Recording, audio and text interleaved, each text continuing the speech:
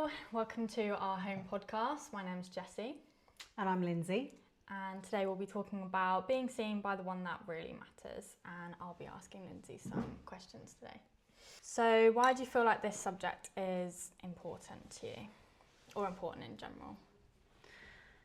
I think it's really important because I don't think I'm alone in feeling a lot of my life feeling unseen and feeling left out. I know that a term kind of like I see you has been quite popular in recent years. And I've really got a heart, I guess, for particularly young adults who may already right now being experiencing some of the things that I experienced in my 20s, 30s. And it wasn't really until I was in my 40s that I got over some of this stuff. And so if I can like help younger people learn the lessons or kind of be able to receive some of what I took too long to kind of get, then I'll be able to hopefully save them some years or decades of unnecessary pain and get there quicker than I did. Yeah, that would be helpful, I'm sure. So when did you first start to not feel seen in your life? Yeah, I can remember it really clearly actually. It was in what is now Y6, the very first part of it. I was in primary school, so probably about 10. Yeah. And I was quite sporty. And so, I'll just check time. I was quite sporty and really loved netball. And I'd been kind of like working my way up to hopefully get in the A team. And I was in the B team for a while. And I remember one day like looking at how the A team players, what they were doing, and I like observed what they did, and they would stand by the player and then they jump in and grab the ball, stand next to them and jump in and grab the ball before it came. And I was like, oh, cool, well, I could do that. Yeah. So that's what I did. You played netball, Jessie, didn't A you? little bit. You know a little bit about It's that. been a while, but yeah, probably about year 6 as well. Right. 7, yeah. Oh, there you go. Year 6, 7. So anyway, I did that, and lo and behold, I got put in the A team. And I was so thrilled about this. And it's funny how poignant childhood memories are. I can literally still now see the red netball skirt. It was a better quality than the B team. Right. I can see it, I can picture, and I was playing wing defence. I was chosen for the A team and so excited, and we were waiting, and basically this team never showed up. So I was absolutely gutted, and the reason I was gutted is my parents were about to move me to a new school so that I could get into what they thought was a better secondary school. So you just got into the A team? Just got into the A team. The team didn't show up, and I couldn't play. They just never came. I can't tell you, the disappointment that this like 10-year-old felt. And then I wasn't able to. I knew I wouldn't be able to like go in the A team next time because I was literally moving to a different different part of West London and going to a different school. And when I went to that school, I was bullied initially because I was the new kid on the block. Yeah, being there. Really liked, Not fun, huh? Not fun, no. I really liked my primary school that I was shifted from. Didn't want to leave, and I was bullied. And again, I was put in the B team. Fancy that! I was put as centre, which was a position I really enjoyed. But the gutting thing was, I was pretty good when I was looking at the players in the A team, and I could tell. I remember the way the PE teacher did it, which was really bizarre. She got existing team members to pick the team. So I'm sure we've all had that in PE, right? Yeah. Where I pick you, not you. So I got put in the B team like repeatedly after netball practices because the teacher allowed the existing kids to pick the players. Right. So that was really hard because I knew they're just not picking me because I'm the new kid on the block and they don't like me. Yeah, I was going to say, was it based on like friendships? Yeah. Because I feel like when I played stuff in PE, it was based on friendship. Sometimes it was like, oh, you're good, obviously I want you on my team, but I feel like mainly it was on who you liked and who you were friends with and you wanted to be on their team. I agree. Yeah. And you can feel really rejected, can't you, when that happens. So, and I remember talking to a couple of, one or two people actually, and they were like, oh yeah, this is totally happening, you should be in the A team. Anyway, fast forward to kind of the end of primary school year, because I only had a bit of that year to go. Then I ended up in this secondary school, which was the reason I'd been moved there. And again, that year 7 was a fight. So I was in the netball squad, But I was either on the reserve or sometimes playing, like in the practices and stuff. And it took quite a while. I still remember the girl, bless her heart, who it was either me or her. It was me or her. And eventually I got in towards the end of year 7, and she then dropped out and focused on athletics. And it was also happening, ironically, in the gym team. They had a gym team in this new school in year 7. I hadn't done gym since much, much younger. I'd done it for a few years when I was small. And they were like, oh, come do it, come do it. So I joined the squad, but again, because they'd all been doing it for much longer in the primary school, they'd all been doing it in primary school, right up to secondary school, so were much better than me. But I had some natural talent. So again, I was right on the edge. And as I had become a bit more friends with some of the girls, they were like, oh, put her in, put her in. And I remember it was between me and another girl, and it was this actual competition. And at the last minute, I was like put in. But it was the group routine. I hadn't had anywhere near as much practice in the group routine as the other girls. And for some reason, like I'm much better with individual gymnastics anyway. Like following dance routines is not my skill set. And I went wrong. And I remember the PE teacher came up to me afterwards and said, we were in bronze medal position until you messed up in that. And now we've lost it. Now we're 4th, and it's because of you. But you'd stepped in. I'd stepped in. You should be grateful. I'd stepped in with like half the practice. I probably would have had to be fair, would have needed to practice a little bit more than everyone else in the team, because group routines weren't my skill set. But actually, I look back on that now, is that even true? I was left with a feeling of you're crap at dancing because of this experience. Actually, I don't even know what the truth was. And I felt it was just awful. I mean, PE teachers, sometimes the power that they have over these they can youngsters, be mean. can't they? They can be really How mean, they can make you feel. So that's where it started. Like, I felt on the edge. I just made it, but then it was either taken away from me or I was really like rebuked for it, and it wounded my little heart. Then the early years of like secondary school were better. I did make it into the netball team, and that is actually, you know, the one thing that I did consistently and did well. And I even ended up scoring a goal in the borough tournaments, which helped us to win, come second or win, or both. So there was some good in that. But what happened was it just developed underlying this. But I'm always on the edge. I had a couple of friends like reject me as well as like their best friend or whatever. That's another story. And then like drama, then something else happened. Basically my parents, I loved drama. I loved being like, I had dreams at that age of I wanted to be like on the stage. I wanted to be in musicals. My parents, I wanted to go to drama school actually, but my parents were like, no, that career is not, doesn't bring you in enough money. It's way too dodgy. Can't do that. It's not stable enough. But anyway, so I think I got in the chorus of one of the school productions. I was doing drama, but my parents decided in 5th form, which is now Y11. Oh, okay. 6th form is 12 and 13. Yeah, because the year below 6th form, it used to be 1st to 5th. Yeah. So they decided to move to the States. I'd just fallen in love in the April. This was in the November. They wanted to move and take over my aunt's business, and it basically means I missed all my GCSEs. Literally the mocks were just about to happen and I left. And also the big thing was that in the 5th year and the 6th form, you could get in the musicals. And instead of just getting a part in the chorus, the 6th formers, you could get the leads. So I was like, damn, you know, I've missed out. I went to the US, long story, but my boyfriend came to see me. He'd missed me. He'd kissed a girl at a Christmas party. Whoops. He'd got glandular fever, mono. When he came out in the April, I had just auditioned for Carousel and sung Yesterday by the Beatles. And I was told, you could get a lead with that. You've got a really good voice. He came out, basically, within 2 weeks, I'd gone down with glandular fever, really ill. And I missed the callbacks and I missed getting into that production. So what happened at the age of like 16, I was left with this complex of just right before stuff's going to happen, it's taken away from you. You're missing out.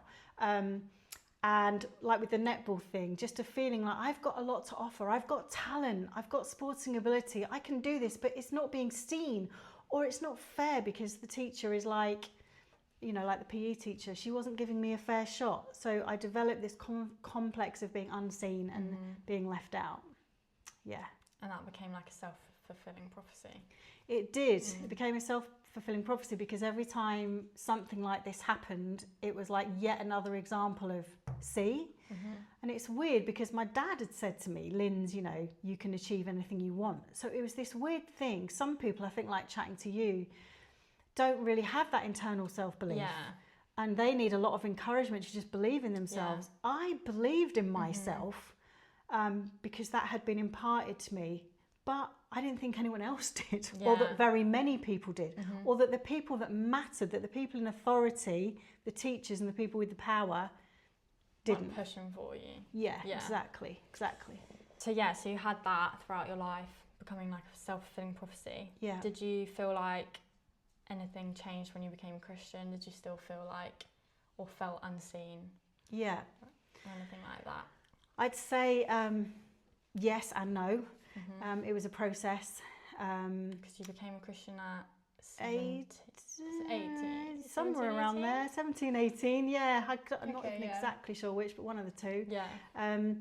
So yeah, it was a process. I do remember because I'd missed out on all the musicals. Oh, and I actually came back to England like after a year of being in the States when I missed out on it all. And I went to my old secondary school and all my friends were in Godspell, which I would have loved to have been in. And like one of my best friends at the time, Ed, was Jesus, and I could have, you know, been one of the disciples. And I went to that, and it was great to see it, but it also physically hurt because it was just in Technicolor in front of me. I didn't get the one in the US. I missed out on all this, and now I've missed out on this. And anyway, so yeah, when I became a Christian, there was definitely this thing of unfulfilled desires of wanting to sing. And I remember soon after I'd met George, my husband, I was in a church seeing a couple sing down the front, a husband and wife. Yeah. I'm just doing a performance, and I had this still small voice, which was probably only maybe the second time in my life that a thought came into my head, totally unbidden, if you like. And the voice said, "That's going to be you. You're going to sing like that with your husband." And I thought, what? Yeah. But it was like, oh wow, I'd love to. And that's exactly what happened. So when I married George, or even before I married him, we sang together. He played like djembe drum, and like loads of weddings and loads of stuff in church, we would sing duets, we would sing together. So even though it was a small thing, like that desire that I had in my heart just to sing and perform, even though it didn't happen in the way that I expected when it became a Christian, it happened in a different way. So that was good. And I think there were periods of time where it was really positive. When we joined Youth with a Mission, I remember having gone through a phase of feeling that actually this church that I'd ended up in, church world, was really quite restrictive on women, which we've covered in some of our other talks. A few weeks ago now, I think. Yeah, so I won't go over that. I knew there was definitely a ceiling on what you could do. For women in church. Yeah, for women in church. But then when I joined Y1 with some of that with me, I remember the moment where one of the male leaders there actually chose me to lead the missions trip to Albania. And that was really healing and really affirming, especially as I was married. So that was positive. I worked as a regional manager with Tear Fund for many years, and that was a healing, cool thing, because that job I should never have got. You needed a degree. I should never have got it. I'd worked with volunteers and stuff in the mission field and whatever, but anyway, I should never have landed that job, and I did. One of those God mysteries. God miracles, totally. And I loved that job. I did it for 6 years, and I ended up like being team leader in the end and overseeing like quite a few men in their 50s, 60s who'd been headmasters and stuff. So in that world, I felt appreciated and I felt seen. And I went to the church we were at Abingdon as well. They were good years actually for feeling seen.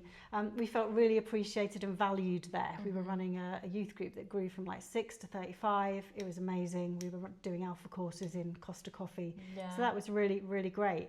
To be honest, Jessie, at that point, and this was like the shocker, I didn't think that it was an issue anymore. Because I'd overcome it. Yeah, because I had so many years of feeling seen and valued. I'm like, great, it's over. I can just go now. Right, yeah. But then moving to a very large church in the north of England, definitely pressed, well, basically I realised that a lot of those old wounded feelings were still there and I hadn't realised. So going there, we thought we'd been in, you know, missions and management and church leadership for years. We had so much to offer. We'd taught, you know, in YWAM for years. And when we came in, rather than kind of being seen for who we were, I do get when you go into church, obviously, there's a testing time, people don't know you. But we were very, very good friends with some people in the church who were like consultants to the church and very well respected by the church. So we thought, oh, they'll communicate who we are, surely, because they're the ones that invited us to come to this city and this church in the first place, pretty much.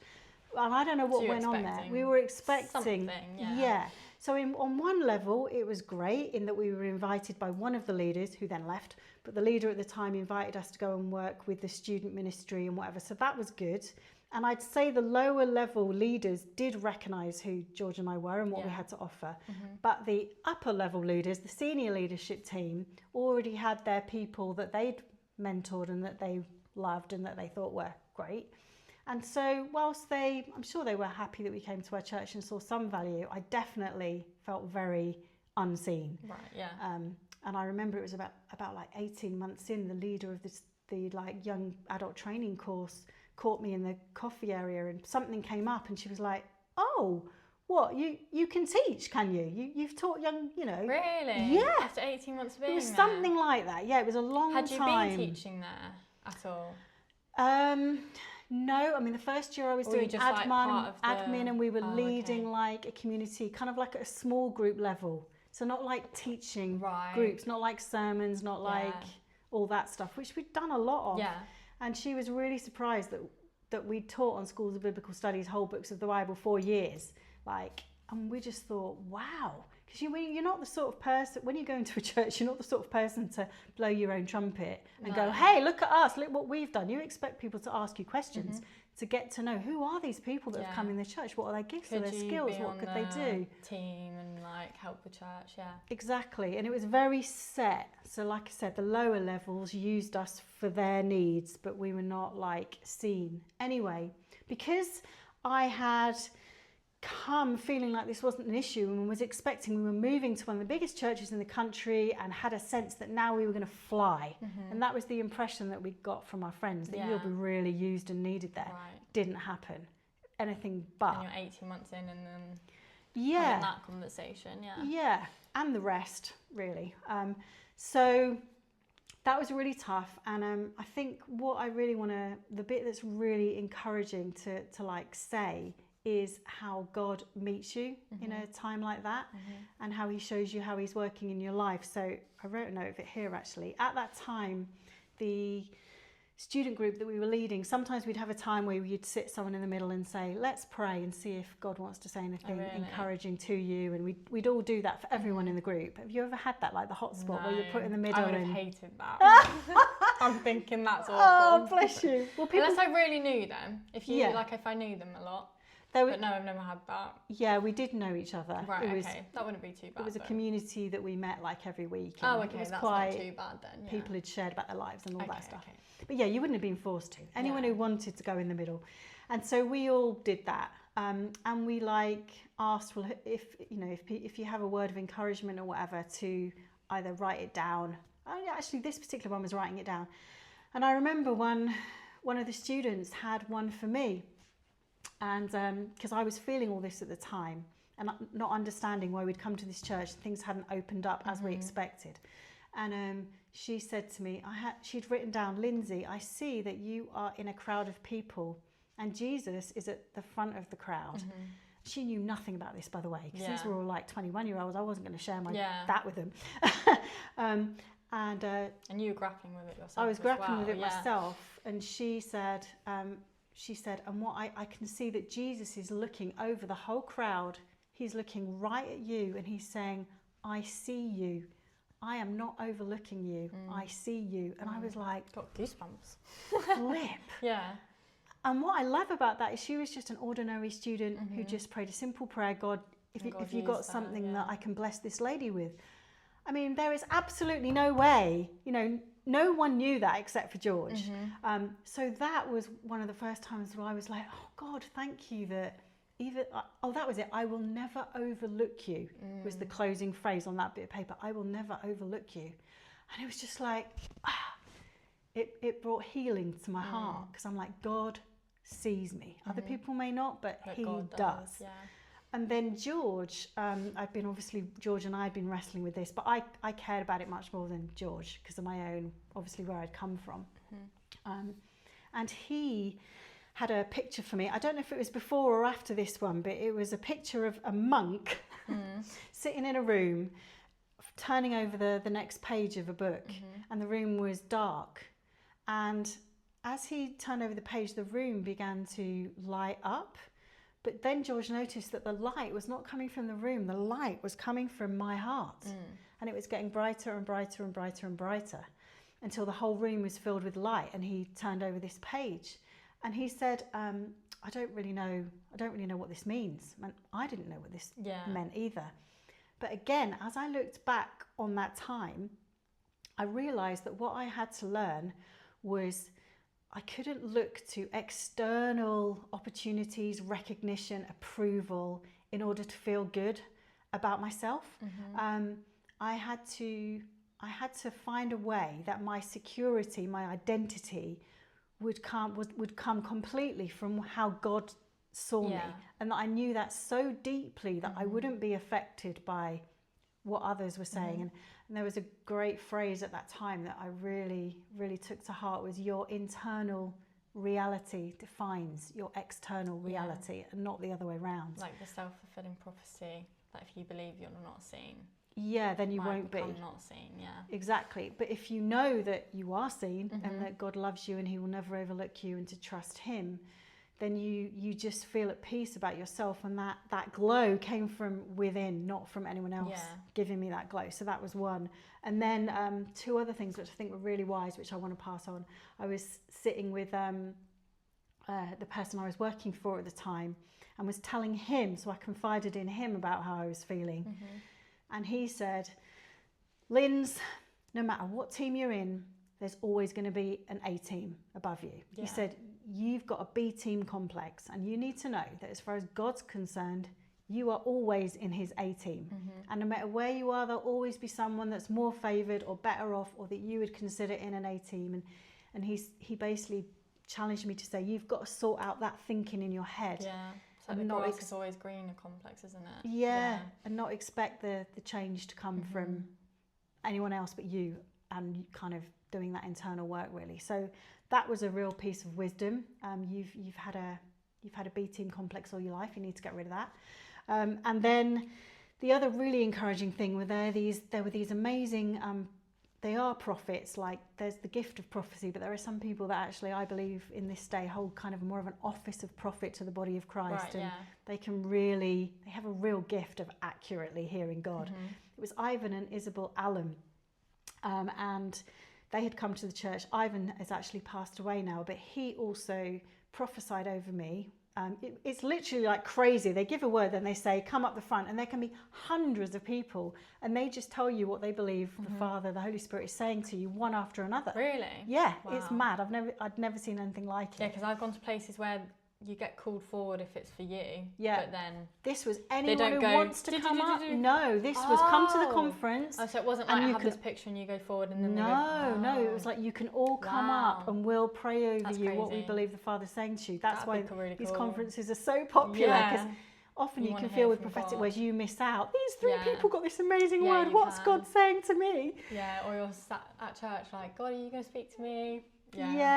Absolutely. So Ivan, I can't even remember all of the pictures, but Ivan basically said to me, you have felt like you've been in a wardrobe. You've been hidden, you've been unseen, people haven't recognised you, and God is breaking open those doors so that you can come out.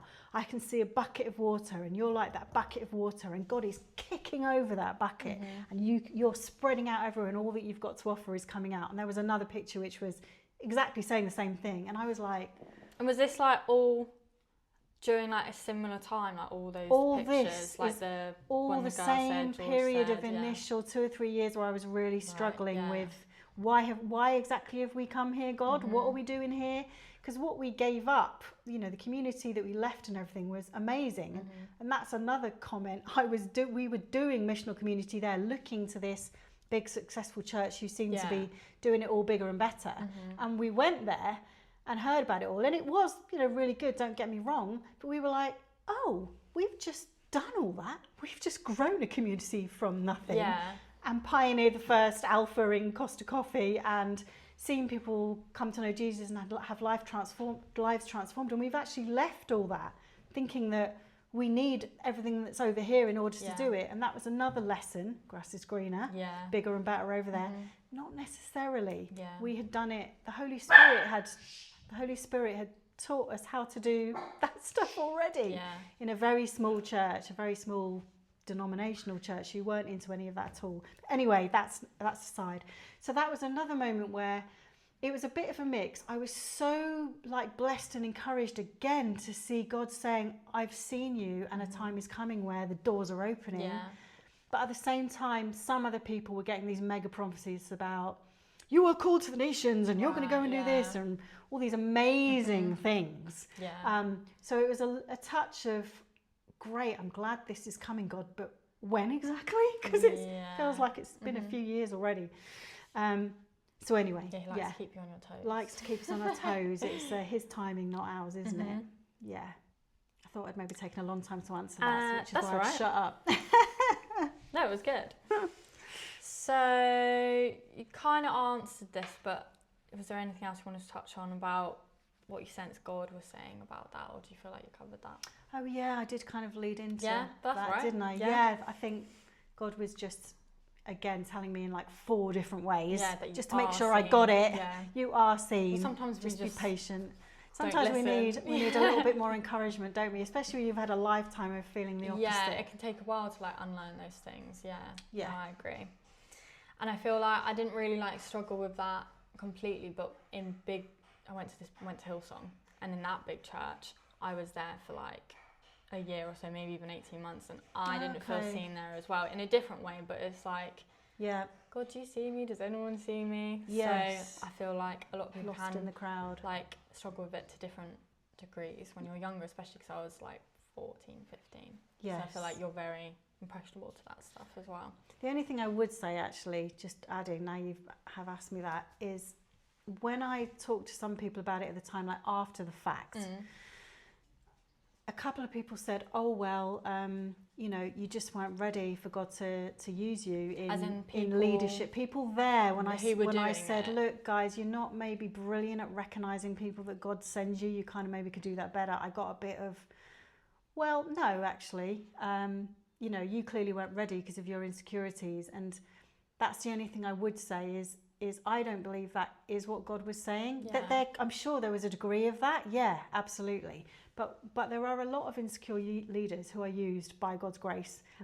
A lot of people who have wounds who are being healed on the way. Definitely, yeah. So I think, that's just the only thing. I think we need to be careful sometimes and acknowledge that, like Hillsong, sometimes the reason people aren't seen is because you're just not doing welcome very well, or you haven't worked out how to do the small well, or you haven't worked out how to ask people questions well, and worked out how to use the gifts that God sends you. So you can't always hide behind, you know, someone might say to you in that situation, oh, well, Jessie, you know, maybe it just wasn't your time to have any involvement in that church. Don't worry about it. Say to me, I'm going to the small groups and I'm talking to you and you're like, who are you again? And I'm like, we've spoken many times. Right. Yeah, but okay. I get that, yeah. So you did try and get I agree, it's like their issue as well, because you're always going to have wounds and insecurities no matter where you are. Yes. God's always working on us in our heart, and people are still going to be at leadership roles working through that stuff with God. And I doubt people are going, oh, you're not ready,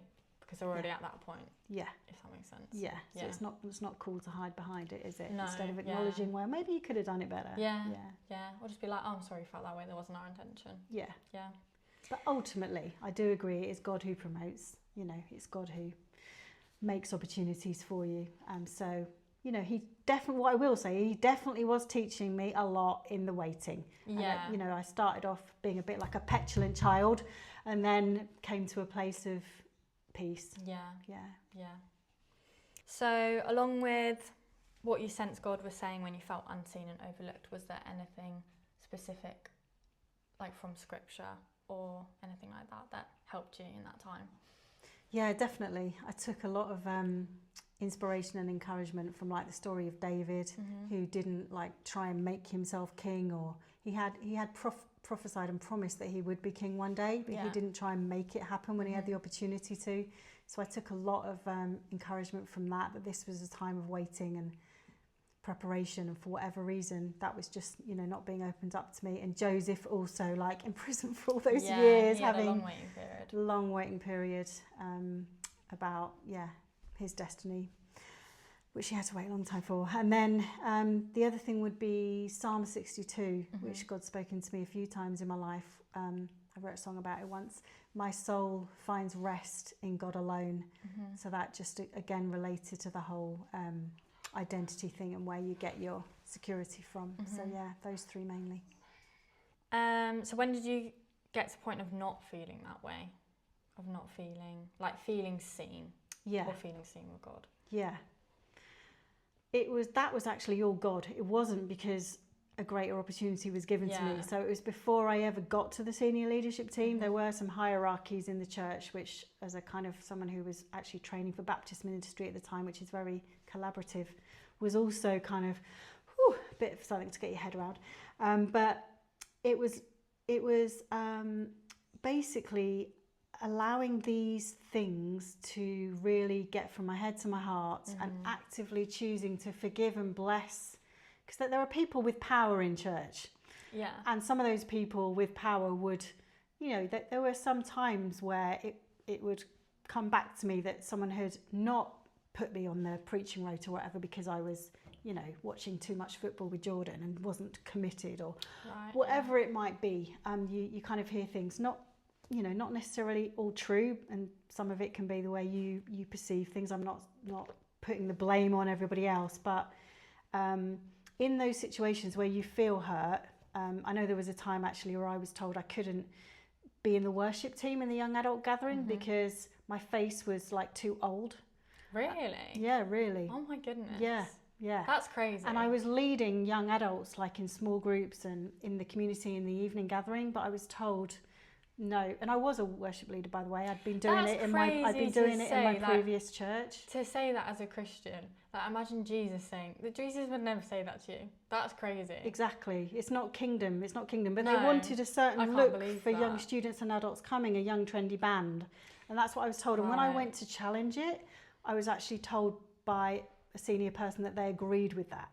So I actually went back to the person who was leading the students and I said, could you please go and have a talk to the worship leader, and could you please, because this is not kingdom. And this was right before Christmas, and I was quite hurt. I remember that was, I don't cry very much, or I didn't cry very much then, and I remember then I was really hurt. And I'm like, what have I done coming to this church? They'll use me to lead the students, but I'm not the right face to fit up the front, even though I'm a leader in the way you want to use me, but not there. Anyway, to be fair to the student leader at the time, he said, that's not kingdom.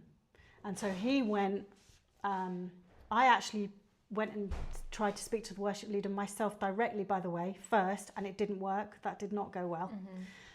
He didn't respond to me well. No. So then I took it to the student leader, who then went and addressed it. But he waited weeks to tell me. So I remember, all over Christmas thinking, gosh, well, I wonder what's going to happen here then, and what's going to come of it. So anyway, it was explained that was an old policy, and that the worship leader at the time was still sticking to this old policy. So that was like a thing they had in place? It was a thing they had deliberately had a particular season with this young adult image that they were trying to create in this trendy evening gathering thing. And that they wanted to limit the number of older faces that would be up there participating. That's crazy. Well, I think it is. That's mind-blowing to me. Is it? As someone who was a student 6 months ago, that is mind-blowing. Because if I went to a student worship night and you're up there singing, I wouldn't even bat an eyelid. Well, and I'm like 20 years older now. That's bless true. Like you. you weren't even. Yeah, I that's was even like 30 worse. something or whatever. That's worse. Yeah, or 40. I can't remember. I remember thinking at the time, geez, do I even look that old? Because I've got plenty of wrinkles now, but back then I looked all right. No, that's crazy. So, if I went to a worship night and the people on the worship team weren't students or like young, I wouldn't even think about it. right. It wouldn't turn me away. Wouldn't And I put guess you you off. could, like, I am Christian, but then Well, most of are the people... non-Christians going to worship nights? Probably not. Well, exactly. So actually, I think that's just silly. Yeah. So that's mind blowing to me. So in those situations, again, people high up in the church saying things that you didn't personally agree with, and I had to choose to bless them, forgive them, honour them. And like there was a period of months where every day one particular person who will forever remain nameless, I had to, every day I thought about all the good things about them. This person, they're this. Thank you, Lord, that this person is so hospitable and so great at this and a really good teacher and is passionate about you and blah, blah, blah. Because they'd wounded me and didn't see me in the way that I felt was right. And I had to go in the opposite spirit, just bless them, forgive them. And sometimes the emotions were not there, but I found that as I did that every day, and any time something came up from them to kind of rip the scab off or hurt in the way they saw me or something they said, I would immediately just take it straight back to prayer and bless and love and forgive. And eventually my emotions did catch up. Yeah. Not fully. I know. Because words have power as well. Words have real power. Over and over again. Yes. So it got to the point where I still wouldn't have chosen to be their best mate and still felt a little bit awkward around them, but it was way better than feeling angry, bitter and resentful and throwing my toys out the pram. So yeah, that's the way I dealt with it, and just again told myself I live for the audience of one. You know, the only opinion that matters is what God thinks of me. Yeah. And who he says I am. And he will give me the opportunity to fully use my gifts and be all I'm called to be when he opens up that door. And if men or women are getting in the way through their own imperfections potentially, or if they're not, he will sort that out one way or another. Yeah. And the irony is by the time kind of different people who were above me and whatever moved out or went and did different things, and I was then invited to step up into the leadership team with a new set of leaders because the others had moved on, not moved on, but moved to a different country. I didn't even care. It in the sense of, I mean, it was nice. It wasn't like we were like, finally. Yeah. Like, okay. Because it was like, oh, okay, cool. Well, I can serve at this level now then. Great, that's nice. But it wasn't the thing that, you know, I'd longed for and wanted for so long, and it was felt, you know, being denied me. And I think that's a good thing. Yeah. I remember the guy who told me about the AB team complex. He was the one that came to me and said, Linz, and I was like, why all of a sudden now has it opened up? And he said, Linz, the externals around you actually, in his view, he said, I don't think they have really changed. I mean, they had because of the leadership. As in they'd physically changed. Yeah. I mean, there was always a team above the leadership team. You see that these other guys were a part of, that I wanted to be a part of, and I knew I never, because I had a real strategic brain, and I thought I could bring a lot to that, and I was never going to be a part of that team. But he said, the person that's changed is you. You've changed. I remember him saying to me, you have changed, and that's why this, in his view, have opened up to you. And I guess, in terms of not grasping at leadership and not having any spiritual ambition anymore, I just didn't care what team I was on or not on, or what people thought of me or didn't think of me, because God had done an internal work in my life. That was quite an interesting feeling to be in that place. And also I'd been encouraged to be ordained. I'd come from a non-denominational background, had always resisted getting any type of formal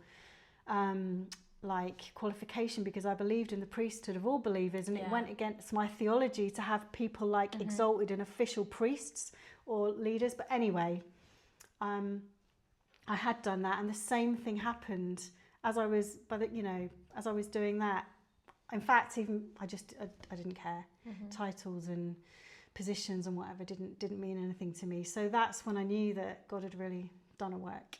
That's when you started to feel seen, or like had already felt seen. Yeah, I knew then that I was seen by Yeah. God, and therefore the rest didn't matter. Yeah, you died to that. Yeah. Not expectation, but that belief. Yeah. So, what would you say to anyone listening that is feeling this way, or even to maybe like your 20-year-old self, like however old you are, through those years of fighting? Here are these 4 pictures and prophetic words, Lynn. Yeah, that would be Listen helpful. to them Let's now. skip past the waiting. I'll just give them to you now. Yeah, just internalise this now and don't look to your external circumstances or anyone else. I mean, I think part of the thing is sometimes when you're told things at a young age, you're not maybe in a position to fully receive them, are you? I think sometimes it is life experience that you have to go through in order to learn the lessons. You know, you say, Lord, make me patient, and then God makes you wait forever. I probably Jordan prayed. says that all the time. Or they give you someone to be patient with. Exactly. So I probably prayed, Lord, strip me of all my insecurities and any spiritual ambition and pride or wrong thinking or whatever. And, part of that, I'm sure, was God saying, all right then. I will. You can wait. Yeah. I'll give you this much at this level, but not that or that. In all seriousness, I think, the main thing that I would say is just don't look to others for your affirmation. I think people who aren't Christians, there's a lot about, find it within yourself. And you can to some degree. You can to some degree. It's always going to be shallow, or like somewhat shallow. Yeah. If you don't. I think it can still be rocked by the next person, the next partner that abuses like, you or puts you down or whatever. It's like putting your house on the rocks. Like, that's Jesus. Whereas if I just put it on myself especially, it would be sand. Because something could rock you easily. Yes. Whereas to put it in Jesus, he's never going to... Yeah, it really is the biggest, strongest rock you could have. Then it just becomes more of an unshakable thing, I think, doesn't it? When you've got your affirmation from the creator of the entire universe, and you know that he loves you regardless, and he sees you regardless, nothing can really rock you when you've got that. Yeah. So that's what I would say. And if you're not a Christian and you don't have that, then for goodness sake, don't get your affirmation and your sense of identity and worth from your boyfriend or your mum or whatever. Because when your mum's not alive anymore, or your boyfriend, God forbid, goes off or is in a bad mood or leaves you, say something out of anger, you're going to be gutted. So if you're not getting it from God, which is obviously what I would encourage everyone to do, then find a way to hear that truth from a therapist or whatever, and get that truth embedded in your soul and spirit so that you believe it and you're not getting it from anyone else. The ultimate is who God says you are, I think. 100%. Yeah. Wow, that's all the questions. Did you want to talk about the community, Facebook community? If any of this resonates with you, or you have any questions, we do have a Facebook community called Our Home Community, or like on Facebook. Or something. So feel free to join that and let us know if you've got any comments or whatever. We'd love to hear from you, and we assure you that we will respond if you want to get in touch with us. Yeah, and follow us on Instagram and TikTok. Yay! Where we'll be posting stuff on there, and cool. Thanks for watching or listening. Yeah, it's good to do that with you, Jessie. Thanks. It's girl talk. Yeah.